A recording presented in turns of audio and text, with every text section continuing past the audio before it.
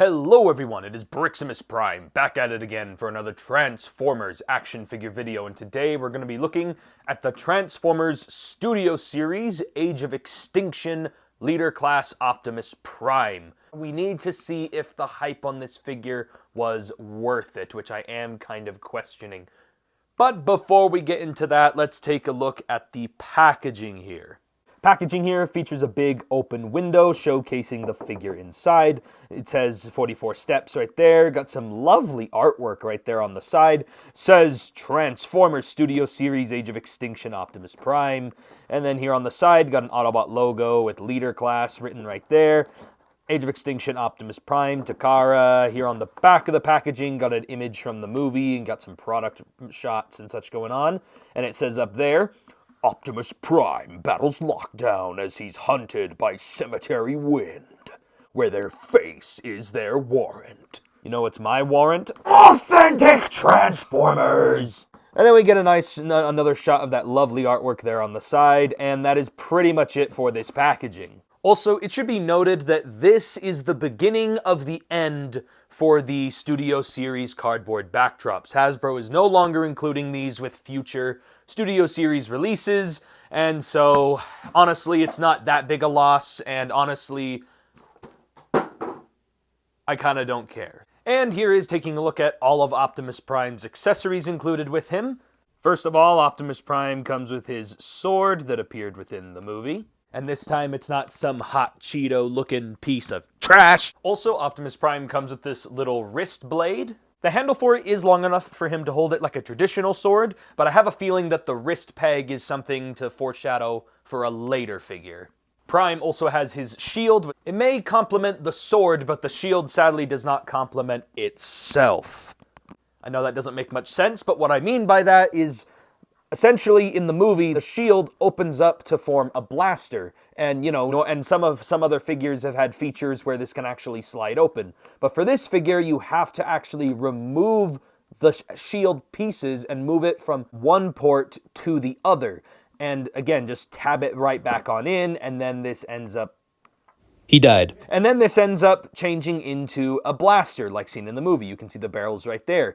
But the fact that you have to parts form this shield to form the gun just feels very cheap.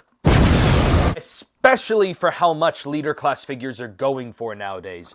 And then Prime comes with one last accessory. He comes with this little adapter piece that you can port right here on this little 5mm port, and basically you can take the sword and you can now slide it right here, and now you can make it look like he's storing it on his back like he did in the movie. All the accessories, including the arm blade, can be stored on Optimus Prime's back. I really love that they still carried over all the Michael Bay, detail, and like there's tiny little panel lines and all these tiny little etched in details that we never really get to see on more cartoon-esque figures.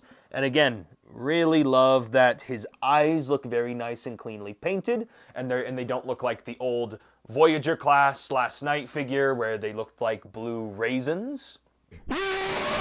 I'm just not a big fan of how plain his head looks from the back. I feel, and not just the back of the head, even around the shoulders here, I feel like this guy could have used a little bit more blue paint in the head, or overall throughout the body, he could have used some more shiny, metallic, silver paint.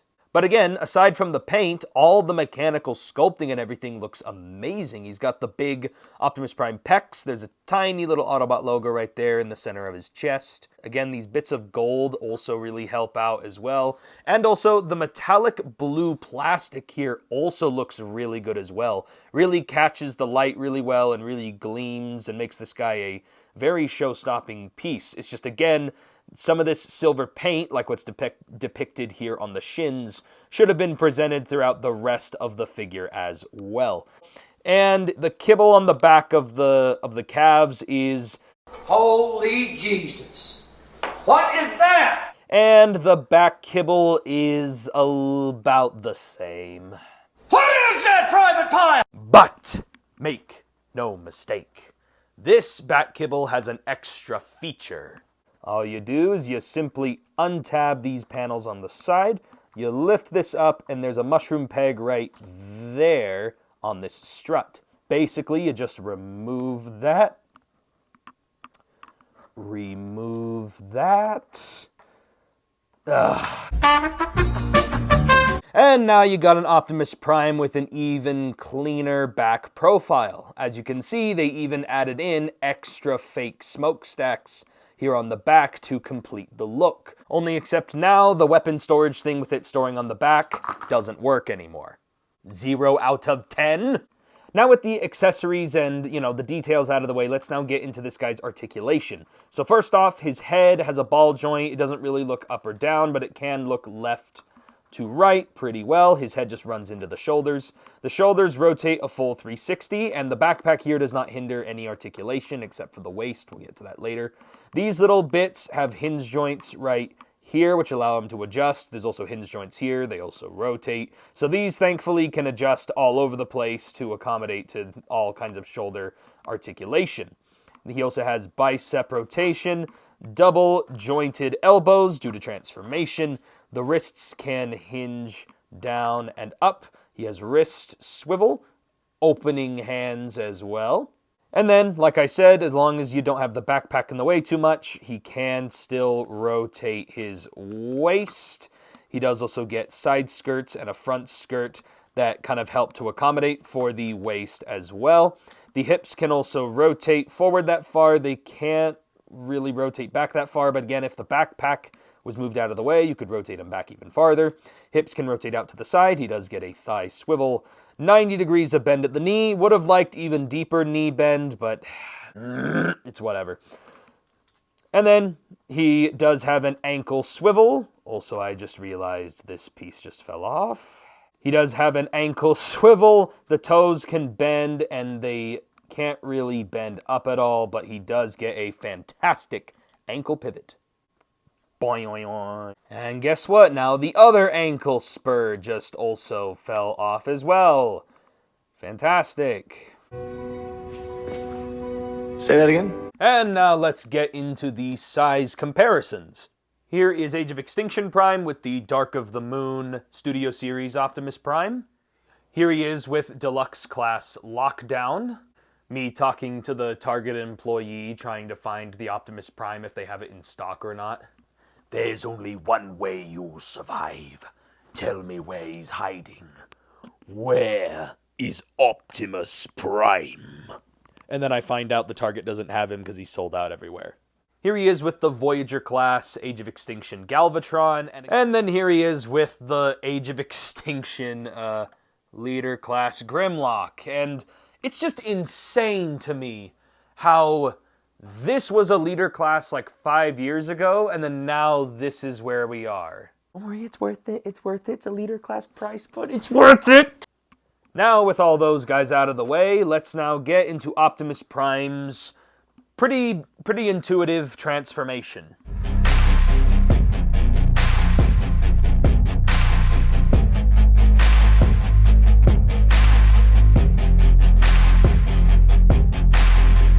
And here's now Optimus Prime in his truck mode.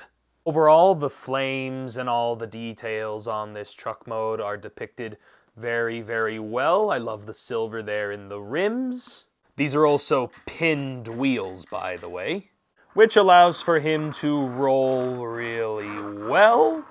Really good. Very nice details going up the back of the truck, and I'm actually really curious if this can interact with any trailers. I actually didn't try and see if any of them work. And again, just overall, really nice detail and everything going on with this truck, including the front with that Autobot logo even sculpted there on the front grille. Nice. And the bottom of the truck actually doesn't look too shabby either. Just a little bit gappy right here, but overall, not looking too bad, actually. Looks leagues better than that original Voyager, that's for sure. That wasn't very nice. Actually, it was horrible. As much as I love the original Peterbilt that they used for Optimus Prime in the Bay films, the introduction of this truck mode was one of the coolest sequences that they had in Age of Extinction, not gonna lie. Even though it's not the prettiest, the weapon storage does still work in this mode just as well. And now getting into some vehicle mode comparisons here.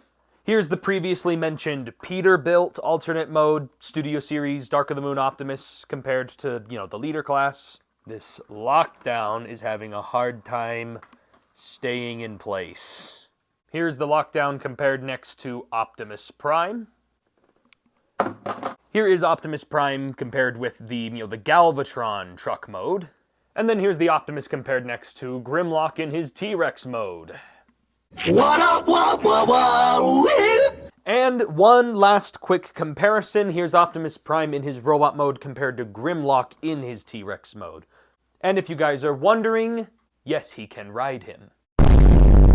Though I will admit though, it does look very awkward with Optimus actually sitting on him because again, he's a little bit oversized. It looks kind of like, me when I'm trying to ride on a pony. I'm saying I'm fat. That is basically it for the review on the Transformers The Last Night or Age of Extinction, Optimus Prime. And overall, I don't think it's a bad figure. I think it's a pretty good release that they've done pretty much so far. It's just, the figure itself is fine. It's a good engineered toy and all that. It's just, for being a leader class, it is really lacking in some areas. Like, for example, like I previously mentioned, it is definitely missing a lot of necessary paint apps. It also feels a little undersized for a leader class, which means, in my opinion, it should have included even more paint apps and more features and more accessories. And again, it just seems a little weird that, again, when I showed the comparisons between him and Grimlock, he's so small. But again, that being said, I hate to say it because the figure itself is really good. The transformation is really nice. I like the detail and I like this figure. It's just, it doesn't feel like it was worth the full leader class price. Anyway, that is basically it for this review. So if I had to give this Optimus Prime an actual rating, I am going to give him a very solid 7 out of 10. Like I said, I really like this toy, but for me personally, it kind of missed the mark on a couple bits, especially considering how highly anticipated this Optimus Prime design was. And again, I feel like it kind of missed the mark in some key areas. But that being said, it is still a great toy. I'm just saying, if there is an opportunity to get this figure for cheap, definitely take it. That's it for this review. If you guys liked it, give me a like on the video, comment below what you guys think, subscribe to the channel for more Transformers and action figure videos, and I'll catch you guys Next time, transform and roll out!